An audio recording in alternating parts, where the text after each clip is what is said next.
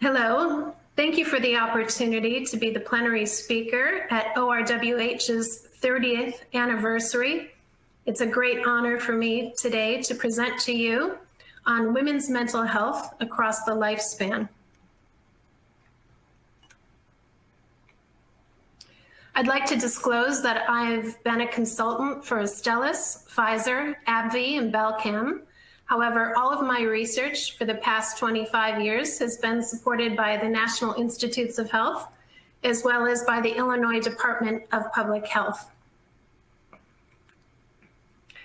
Today in my talk, I would like to talk about sex and gender differences in women's mental health, with a particular focus at particular milestones in a woman's life. So today we'll be talking about childhood, puberty, college, pregnancy, adulthood, menopause, and the later years, recognizing that a lifespan perspective is very important. This slide illustrates the lifetime prevalence of mental health disorders by sex. What we can see is that women have a higher prevalence of anxiety disorders and mood disorders compared to men, whereas men have a higher prevalence of impulse disorders and substance use disorders. Why do we care about women's mental health?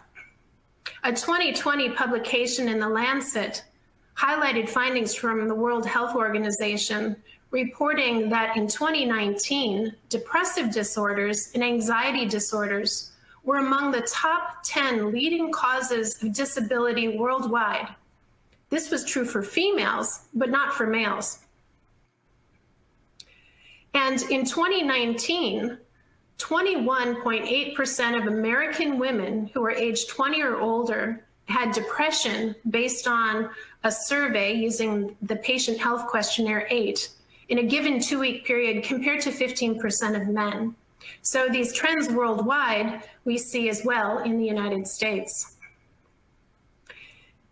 It's well known that the risk for major depression in females emerges at puberty. And back in 1993, the gold standard psychiatric diagnostic interview was performed on a nationally representative sample of individuals from the United States.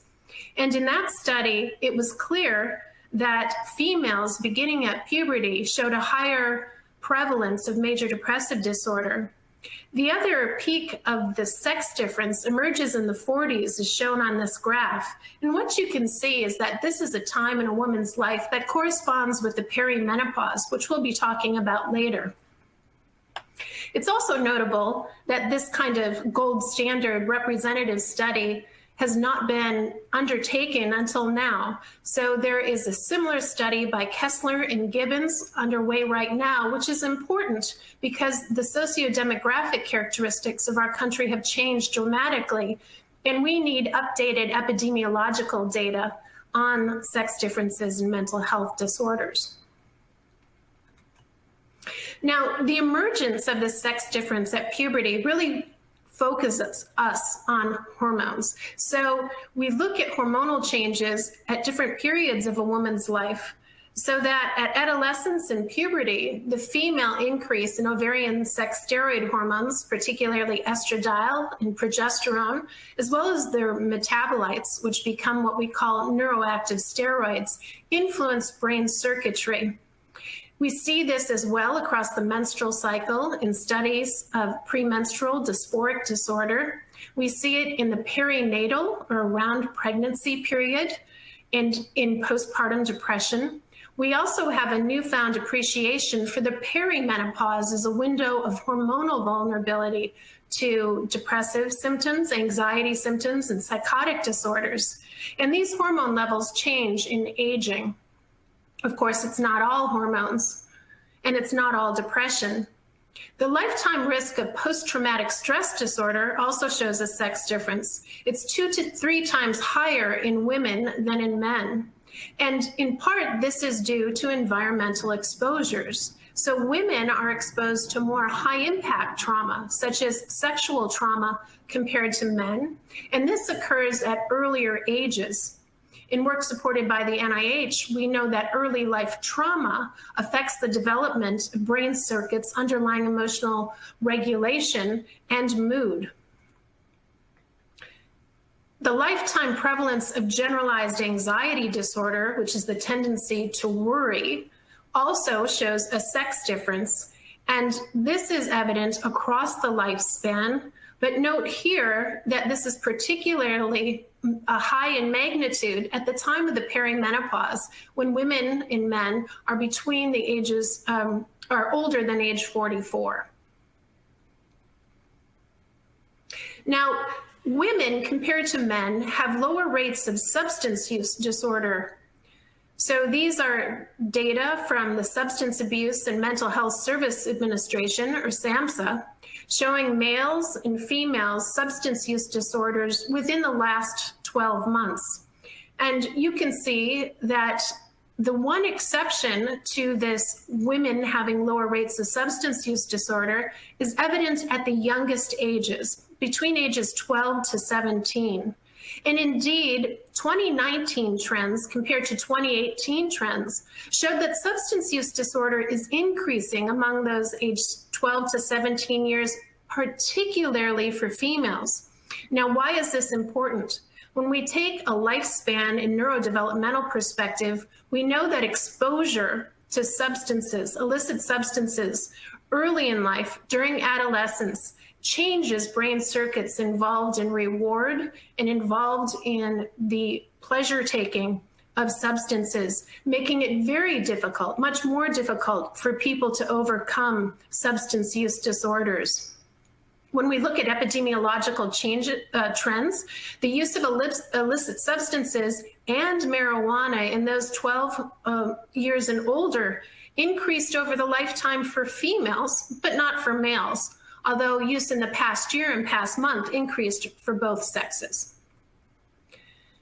Now, substance use disorders are more common in men than women, but there are very important sex differences in substance use disorders, and work funded by NIDA has demonstrated myriad differences. These include women having higher rates of co-occurring psychiatric disorders. Women are more likely to have a co-occurring mood disorder, 7.5 times greater, or an anxiety disorder, 4.2 times greater. Nevertheless, they're less likely to receive treatment, and they face particular barriers to treatment, including some of the stigma surrounding treatment of substance use disorders at pregnancy. We know that stress induces craving, and work by NIDA shows differences in stress-induced dopamine transmission, and women show greater cravings with stress compared to men. And importantly in women, again with a lifespan perspective, the course of substance use disorder in women is more strongly linked to childhood trauma. Now in women, there is a circle of mental health intersecting with trauma that sustains and perpetuates substance use disorders. So that trauma, particularly early life trauma, and its related mental health problems lead to self-medication of females. And that in turn leads to addiction, which makes women more vulnerable to victimization, which in turn influences or increases their exposure to additional trauma and mental health problems. So this is a vicious circle for women, and one that illustrates the importance of the intersection between substance use disorders and mental health disorders with childhood exposures and continued trauma in women. So let's talk a bit about childhood. Work in adverse childhood experiences shows some sex differences in that women experience a greater number of frequent ACEs. So women showed more, they were more likely to have more than 4 ACEs. And in work done increasingly across the United States, funded by the National Institutes of Health, including beautiful work by Neil Epperson, shows that these ACEs have especially early in life, have long-standing influences on brain circuits and vulnerability to mood disorders. Now, we think about adverse childhood events as influencing mental health and substance use disorder, which they do, but it's quite astounding when we look at the proportion of these disorders that's explained by these ACEs. So, for example, 24% of the individual differences in heavy drinking are attributable to ACEs. And for depression, 44% of the variance is explained by ACEs. In other words, these adverse childhood events account for much of the risk of these disorders. And it's not just mental health disorders. When we look at coronary heart disease, or CHD here, we see that adverse childhood events influence cardiovascular health. And this shows the importance of work by the NHLBI in mental health as well. Childhood sexual abuse is a particularly important traumatic event to consider in a lifespan perspective on women's mental health. And there is a very big difference in the frequency of sexual abuse between girls and boys. Indeed, 1 in 4 women, and compared to 1 in 13 men, report having been sexually abused as a child, a considerable difference. And in women with a history of childhood sexual abuse are at increased risk of developing a variety of different mental health disorders. And they're twice as likely, for example, to develop anxiety disorders, major depression, alcohol use disorders, drug dependence, and the like. And they're also likely to have more comorbidities, more than one psychiatric disorder. So that's true for any childhood sexual abuse, but exposure to intercourse during childhood is particularly toxic, with these odds ratios over 5, so that women with this exposure early in life have a 5-fold increased risk of drug dependence and of having more than one disorder. So this is an important example of how we need to focus on childhood trauma and sexual abuse from a public health perspective if we want to optimize women's mental health across the lifespan. Let's talk about puberty now.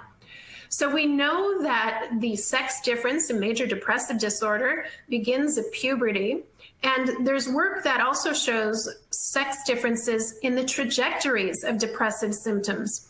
So, for example, in girls, the age at peak velocity of depressive symptoms is younger than that of boys. It's earlier. So it starts at 13.5 years in girls compared to 16.4 years in boys.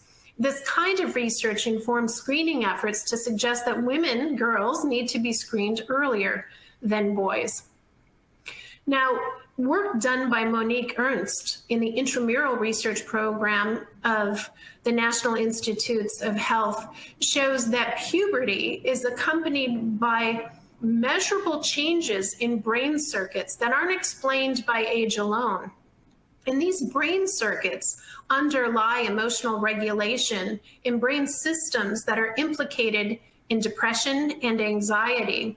So when we look at these different brain circuits, what we can see at puberty is that girls' brain connectivity, that is the extent to which one region of the brain is speaking, if you will, to another area of the brain, that decreases in brain systems that underlie emotional regulation, whereas boys show an increased connectivity in those brain circuits. So how do we know that this is an important neurobiological difference? Well, lower connectivity in these brain circuits in girls was associated with more severe internalizing problems later in adolescence. So these brain changes were predictive of symptoms of depression and anxiety later in adolescence. And so this kind of work funded by the NIH illustrates how puberty might amplify the risk for internalizing symptoms in girls, leading, again with a lifespan perspective, to an increased vulnerability to depression and anxiety. Okay, let's go now to college. We know that nationally there is an increase in the prevalence of anxiety, depressive disorders, and panic attacks among American college students. And indeed, the prevalence is astounding, particularly for females, with almost 28% of females having an anxiety disorder and 22% of females having a depressive disorder and panic attacks at 14.8%, compared to much lower rates, half of that in males. Again, showing college is an important inflection point in women's mental health. We are in the middle of a global pandemic. Students are working from home, and it's interesting that new survey research from the Healthy Mind students and a very large sample of individuals from 14 campuses shows an interesting change in substance use disorders, There is an increase in depressive disorders, but a decrease in suicidal ideation and a decrease in illicit substance use and binge drinking. However, the depressive symptoms that are increasing during this pandemic are also associated with impairment in academic performance, again showing the importance of mental health disorders to daily functioning, in this case in college students. In the last few years, there's been a lot of appropriate attention to sexual assault in women with the Me Too movement, and the prevalence of sexual assault in college-age students is considerably higher in females compared to males. Now, mental health in college is a general issue, but it's important to recognize that sexual minorities show a higher prevalence of these disorders, and indeed show a 4- to 5-fold increased risk in self-harm, suicidal thoughts, and suicidal attempts. So the most severe forms of mental health are higher in sexual minorities, particularly women. So this underscores the importance of targeted efforts at prevention. Let's talk now about pregnancy. When a lot of people think about women's mental health, they think about postpartum depression. There are a lot of lessons that we've learned by studying pregnancy, I think, that can inform our understanding at other reproductive milestones in a woman's life. What's particularly important, I think, is to consider the perinatal period as a window of opportunity for the identification and treatment of a variety of different mental health disorders, even if those are not new disorders. In other words, even if they did not arise de novo during pregnancy. Women of color and rural women in particular have limited access to mental health services. And by implementing mental health screenings in the perinatal period, we can oftentimes, for the first time, begin to screen and identify these disorders in these disadvantaged populations. CDC data show that the rates of pregnant women with a depression diagnosis at delivery increased by 7-fold from 2000 to 2015. And subsequent data showed that this trend actually continues.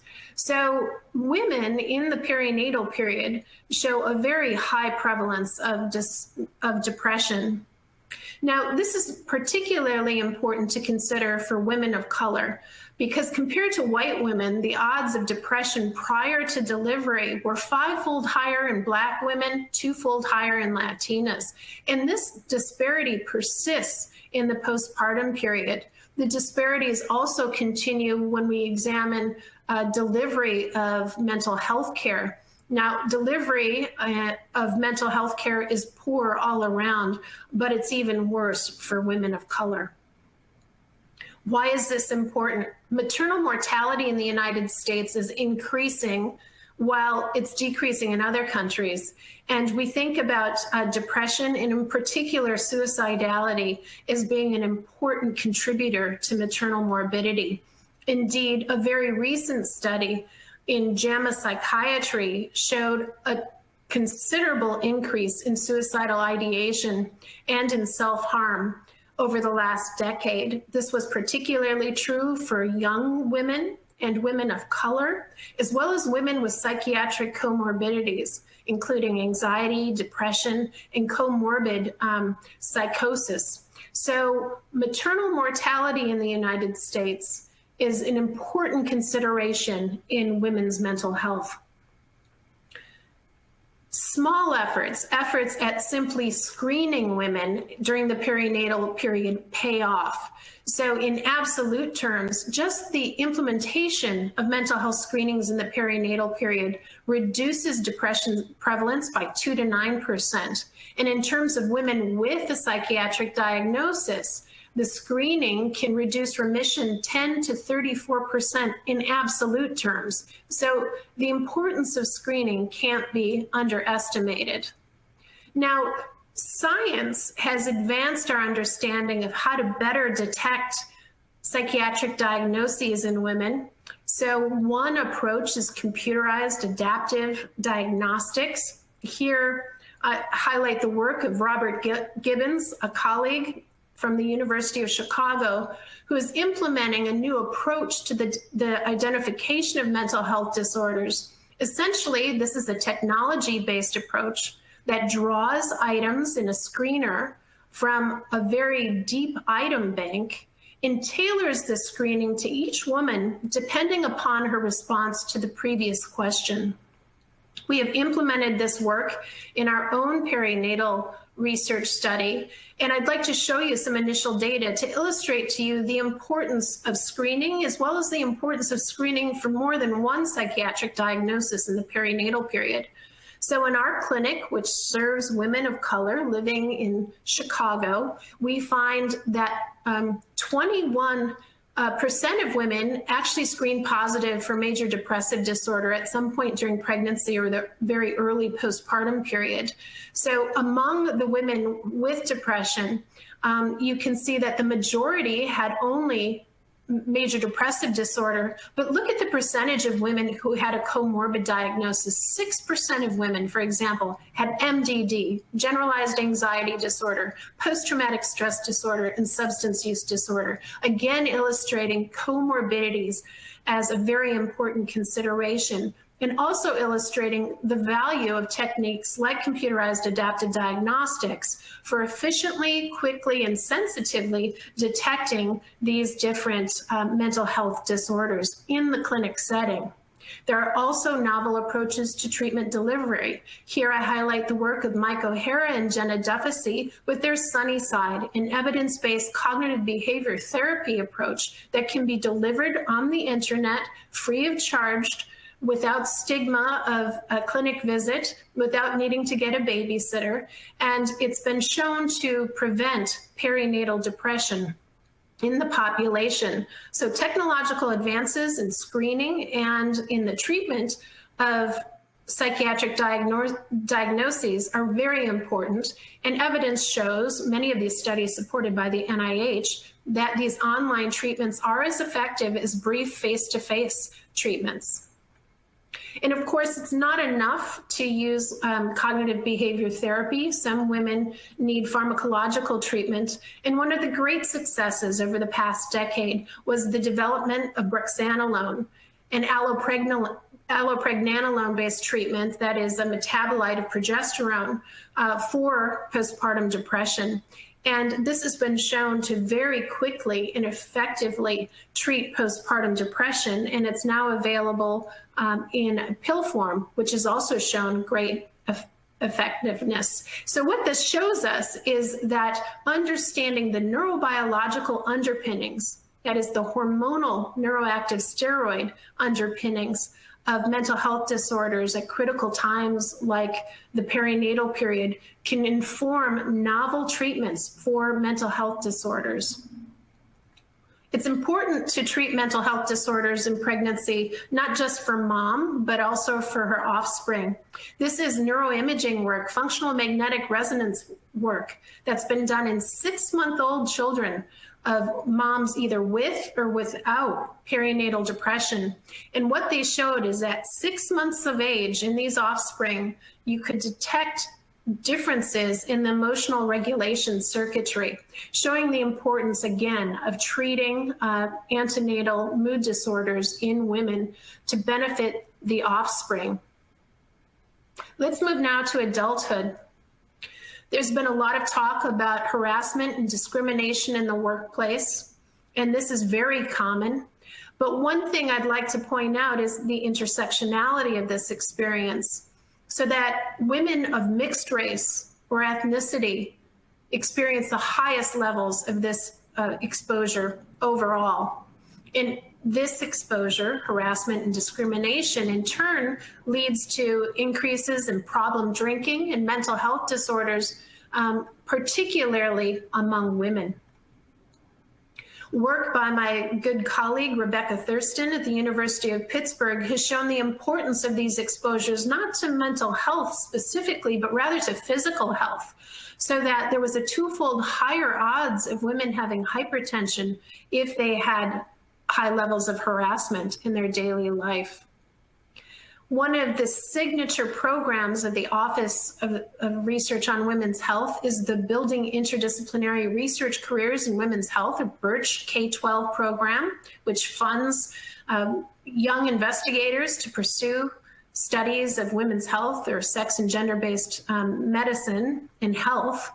Our BIRCH colleagues and my co-PI of the UIC BIRCH, Irina Bahimshi, completed a survey of over 500 faculty at our own institution to look at work life and stress before and after COVID. And what you can see here is that there's high levels of stress, but women carry more of it. It's impacted their scholarly productivity, their teaching, their advising, their committee responsibilities, and their own personal health.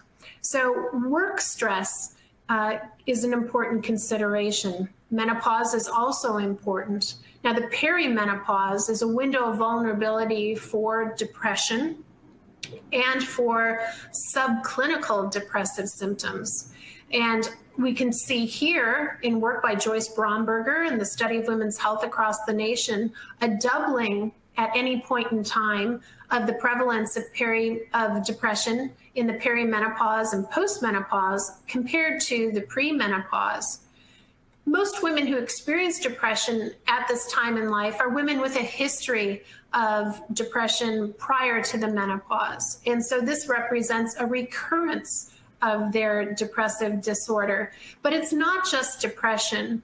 An excellent article published in the Popular Press by Lisa Miller, published in New York Magazine, highlighted the importance of psychotic disorders in women at the time of the menopause.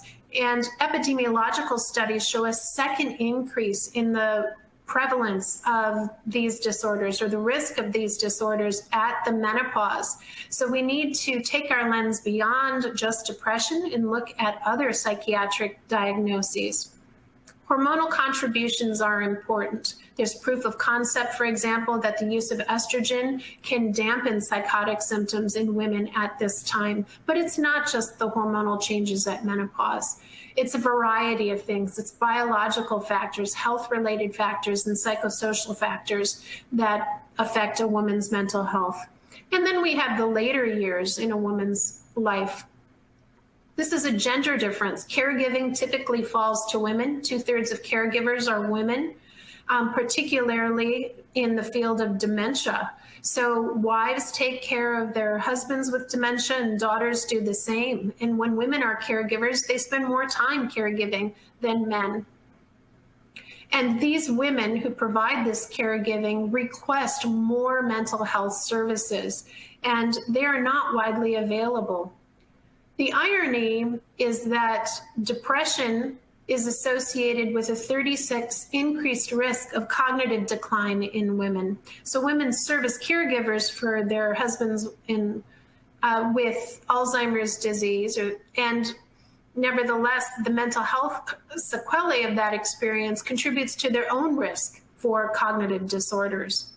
So it's important to recognize this intersection between mental health and cognitive health. So today we've done a survey of women's mental health across the lifespan. We've talked about childhood, puberty, college, pregnancy, adulthood, menopause, and the later years, taking a lifespan perspective. And I hope this has illustrated the importance and the success of the work that's being done at the NIH in this important question, and how it intersects with other NIH institutes, including the National Institute on Drug Abuse and the NHLBI.